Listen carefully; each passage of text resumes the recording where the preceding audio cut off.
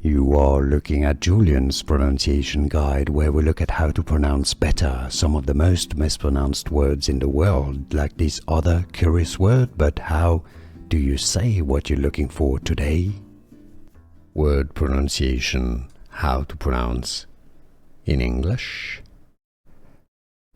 Avoid, a verb. If you want to learn more confusing pronunciations, stay tuned. I've got more videos you'll want to learn from and listen to.